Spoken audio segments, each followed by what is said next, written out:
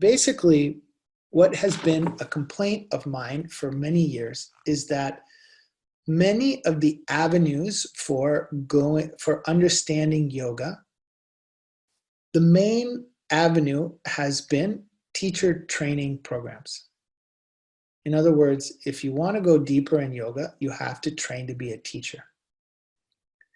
The problem with that is that yoga, and I'm going to say more about this in a minute, yoga is a way of being. Yoga is a means of perceiving the world. It's the way that we interact with the world. You cannot teach it if you have not having some experiences of it first. So people take teacher training programs in order to deepen their understanding of yoga, but then you end up spending all of this time having people understand what is yoga and how to go there and what to do, etc. And at the same time, teaching people how to teach other people how to get there. But you spend all this time trying to get them to teach something that they don't have the experiential understanding of yet. So how can they teach it? And then there's all kinds of workarounds, and you end up spending all of this time and all this. So it's been a long time intention of ours at the Yoga Well Institute to drop the teacher part of the training. And so what we're going to do here this next year is what we're calling yoga practitioner training. And what that means is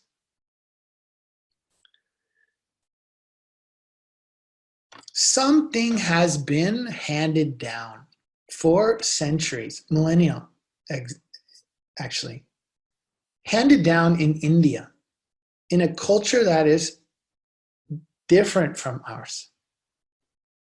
And what is being handed down has two aspects. There's an informational side. There are principles, there are ideas, there are texts, there are descriptions, there are techniques. Information is important. However, the second aspect of it is more important. And the second aspect of it is the experiential side. So what has been passed down for millennia, for a couple thousand years at least in India, is this way of being human. And then you cannot simply hand that down. It's not like it's an heirloom that you can have in the family and then it goes to the eldest daughter of the down to the. No. Because what is being handed down is experiential, all you can do is describe it. All you can do is to give the other person some experiences that will help them to find that. What is the informational side of the pursuit of yoga? These descriptions about what the experience is. What else is the informational side of yoga? Principles that are related to what it feels like to be in a state of yoga. So we have to be clear that we are most interested in the experience. What is being passed down is a way of being.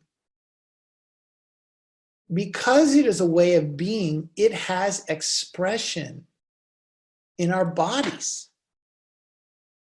And in our breath and in our mind and in our behavior. Like, how do we communicate and how do we perceive? Those things shift based on our state. It also is related to our emotions.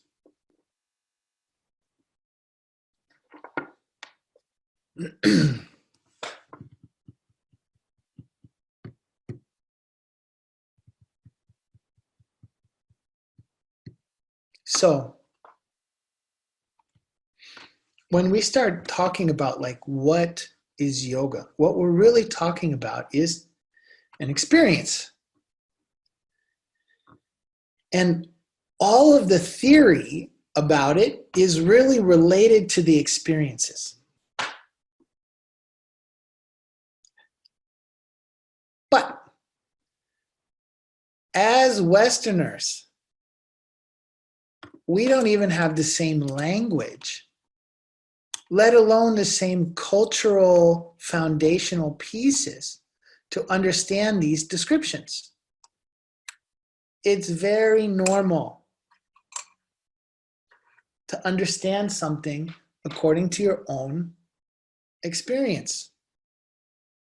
You know, the violin traveled from, I think it's a European language, a European instrument. I'm not even sure of that, but let's just call it that. The violin traveled from Europe down to India. And when it got to India, it became a very beloved instrument of India. India has lots of instruments, and they have a very highly refined and a very deep way of understanding music. Here comes a musical instrument. Indians look at centuries ago, Indians looked at that violin and they said, we know what to do with that because we know what music is. So they started playing it. And like if you go to like Indian violin recital, which they have actual concerts where the violin is the main instrument. It's also an accompanying instrument. They hold it in a different way. They don't hold it like this and play like this. They hold it, they sit on the ground, they have it in front, they play it, like they play it like this.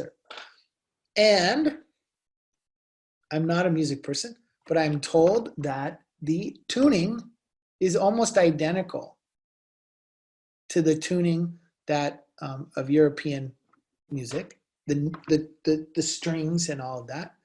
However, if you listen to a violin that is played in a Hindustani style or a Karnataka style, which are Indian ways of thinking of playing music, so often the violin, it takes a while to even register that this is a violin because it sounds so different. Yoga is like the violin. It's a set of practices that traveled between cultures. And the receiving culture has a lot of ideas about what it is to be human, physically, mentally, emotionally, relationally. So the receiving culture, we'll just say that the West is a block of culture, which obviously it is not, but we'll just say it is. It looks at all of those practices and everything that comes in and it goes, we know what those exercises are about. Here's what you should do. Here's how to think about it. And it takes over all of or it tries to take over all of those practices without understanding any of the culture or the context of the production of those things. So what I think is prevalent what I think is prevalent in the West, in yoga, is a lot of Western anatomy and physiology and psychology. And these ideas are the things that have somehow become dominant in what is yoga. Even to the point of saying, what is the pursuit of yoga? Enlightenment. Enlightenment is a Western concept. India yoga is not talking about enlightenment, it's talking about liberation. It's talking about independence. It's talking about freedom. Okay, are they the same concept? Can we say they're the same thing? Well, in an imprecise way, sure. But if we're going to actually be talking about like what is yoga, no, these are different. So what we're going to attempt in this class, which is actually an impossibility, but we are going to attempt it, is we're going to attempt what does it mean to talk about yoga? Because here has been a description of a set of practices which are related to a way of being. That is a way of experiencing the world. And how do we understand what that is? So when we say this is practitioner training, what we're really trying to say is that this is a deep exploration of the concept of what is yoga. And it will be impossible to explore that without looking at texts, descriptions, principles, because all those things are related to this way of being, which is not transferable unless you're that way of being. And so then what we really want to do is we want to understand, well, what are these principles? What are these practices? And very, very importantly, what are the techniques that are related to the practices? Because the techniques have a functional design.